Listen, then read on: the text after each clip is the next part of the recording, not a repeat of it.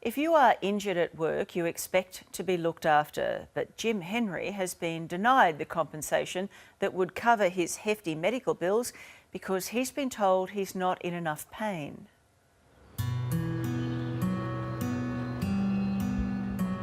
The system's definitely been broken. You just feel as if you're another piece of garbage, trash to the side, get out, mate, whack. Jim Henry is a desperate man. To ask for help all the time, It shouldn't happen. I'm sorry. That shouldn't happen. A former storeman, Jim was in his 50s when he injured his back at work while trying to move bags of fertiliser.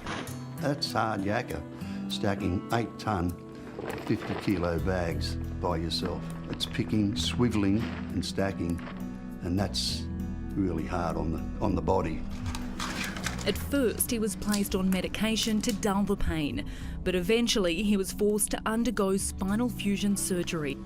Over the years, Jim's condition worsened, and he now relies on family for help with the simplest of tasks. Well, with the screws that go into it. In constant pain, the 69-year-old is now on a concoction of strong painkillers and has undergone further spinal surgery. I can't keep track of the amount of surgery. Me back's like a road map. How bad does the pain get? It's stabbing, constant stabbing pain. The closest thing for me to describe me legs is if they're soaking in ice water. You just got to keep it away from the back. An agreement struck between Jim and his then employer meant medical costs relating to his injury would be covered. But on the 1st of January this year, all that changed. It just got worse. I mean, really worse. New legislation brought in by the New South Wales Government meant Jim would no longer be covered. Under the changes, the pensioner must be assessed at being over 30% permanently impaired to qualify for coverage. In 2006, Jim was assessed by an insurance assessor at 28%, but last year that figure was reduced to 22%, despite his further medical problems. We should just be in the low outpatient. Associate Professor Raj Sundaraj is Jim's pain specialist. He claims the pensioner not only meets the criteria, but is well above it. I would put him anywhere between 35 to 40% whole person impairment.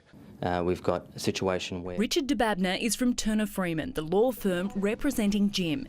He fears it could be years before the pensioner gets a result. There is a moral obligation, we think, that, in circumstances where someone is hospitalised, that they should maintain that expenses coverage. And in Jim's case, those expenses keep coming. His latest medical bill, $13,000. If I have to pay that myself, I can't. I can't. I don't have that sort of money. Do you feel as though you're falling through the cracks? I reckon the system needs looking at. It's too bloody hard. Too hard. I can't do any more. Oh, God. I think it's appalling. If people are in pain and suffering, how can you say it's 22%, 28% or 35%? Medical expert Dr Ross Walker says it's time we started looking after the little guy. We need to push this because this is the situation where people who are disadvantaged are not being looked after properly. And I think that's the function of every government, every insurer, is to make sure that these sort of people are looked after adequately. When A Current Affair contacted CGU, the insurer looking after Jim's case, we were told they were unable to comment on the injured workers matter and that CGU is required to manage claims in accordance with the recent scheme reforms. It's unfair, that's not right. I think it's immoral. But with Jim's bills now continuing to grow and with more surgery in sight, he's calling on them for a reassessment. I'm not saying a lot of things didn't need changing, but get it right.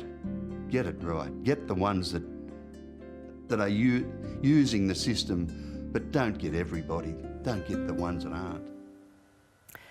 And you can read a statement from the insurance company, CGU, on our website.